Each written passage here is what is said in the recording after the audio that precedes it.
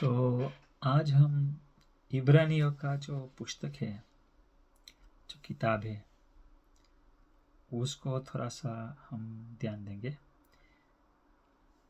ये किताब हमारे लिए बहुत इम्पोर्टेंट है, ज़रूरत है पढ़ने के लिए और समझने के लिए, क्योंकि इधर हमको ये सिखाता है कि जो पुराना नियम था, जो पुराना जो व्यवस्था था, जो सारे रीति रिवाज, जो सारे सैक्रिफाइसेस वो जो हो रहा था, उसका मतलब क्या है।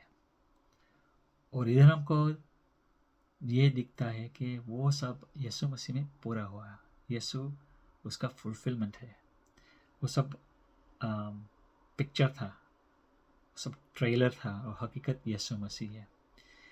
इसलिए हिब्रू का पत्र पढ़ने के लिए बहुत ज़रूरी है। उधर हमको जो नया है, नया न्यू कवनेंट, न्यू टेस्टामेंट, नया जो वाचा है वो क्या है, और जो विश्वास है उसका क्या मतलब है, और जो प्रभु में जीवन का जो नेव है, 6 जो हिब्रू 6 में लिखा है वो क्या है, और आगे जो विश्वास से चलना क्यों ज़रूरत है। इधर एक चीज़ हम जो तीसरा बाप में लिखा है, और पांचवा कलमा, 5 की कलम में मैं पढ़ता हूँ। मेरा हिंदी थोड़ा सा ऐसा है, तो माफ़ करना, मैं पढ़ता हूँ।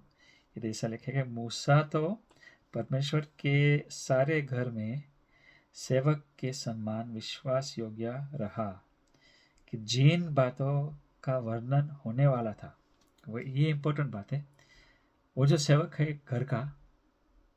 घर में सेवक है, वो खुद घर है मूसा, जिन बातों होने वाला था, राइट, उनकी गवाही दे। तो जो भी चीज़ है, पुराना जो कवनंट वाचा में जो वाचा है, जो कवनंट है, जो करार है, जो पुराना है, वो सब एक परछाया था, और मूसा गवाही देते थे किसके लिए, जो होने वाली बात, ठीक है, जो वर्णन लिखा है, वर्णन होने वाली थी, जो बात अभी आने वाली थी, जो बात बोलने वाली आने वाली थी।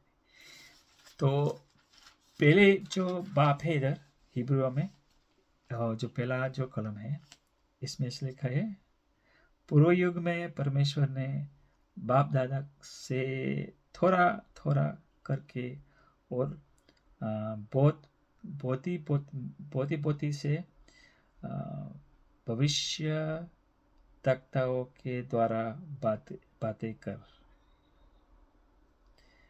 इन अंतिम दिनों में, दूसरा कलम, हमसे पुत्र के द्वारा बातें की। तो वही बात मूसा देखते थे कि एक दिन आएगा जो मेरी सारी बातों वो पूरा करेगा, वो समझाएगा, वो बताएगा। तो इधर हम जब देखते हैं, मूसा जो है वो एक नबी था, यीशु नबी भी है, इसलिए वो बात करते हैं। जो पूरा जो प्रभु का शब्द है वो हमको बताता है। उसके शरीर में, उसके जीवन में, उसके बातों में परमेश्वर सब कुछ हमको परमेश्वर के बारे में सब कुछ हम सीखते हैं। हम इसकी पहचान हो रही है यीशु में। नबी है और वो राजा भी है। वो ऐसा राजा इधर हमको बताता है जो हमको हमारे लिए सारा अधिकार लेकर राज करते हैं। वो शांति का राजा है, और वो न्याय का राजा, राइट, किंग ऑफ राइचसनेस। क्योंकि जो आदमी को इधर पुस्तक में इस्तेमाल करते हैं ये लेखक, हिब्रू का लेखक, वो उसका नाम है मेल्किजेदेक। वो भोजन संहिता में 110 में उसके बारे में लिखा है, और इब्राहिम को उसके साथ मुलाकात हुई थी।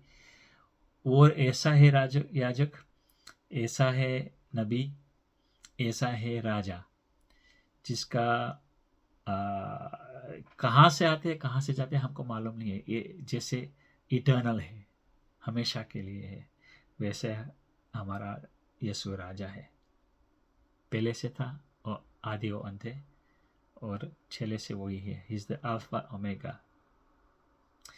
तो नबी है, राजा है, और याजक है, प्रीस्ट है। वो याजक जिसका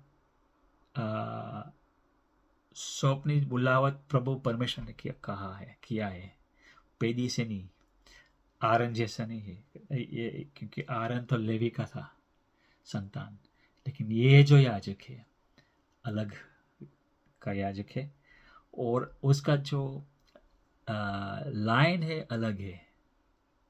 ठीक है, मेल्किजेदेक जैसे उसका वो एक याजक है, इसलिए याजक का ऑर्डर बदल गया तो नियम भी बदल गया।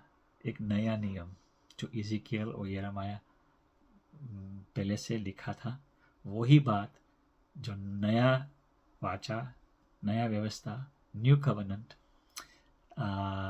नया करार हृदय में लिखने वाले पवित्र आत्मा आने वाला था, वो सब इधर हमको बताते हैं। जो पुराना था वो पुराना बीत गया, फिनिश, खत्म हो गया। अभी एक नया है, नया रीत, जीवन का रीत, वो आत्मा में चलने वाले के लिए, प्रभु यीशु पर विश्वास करने वाले के लिए।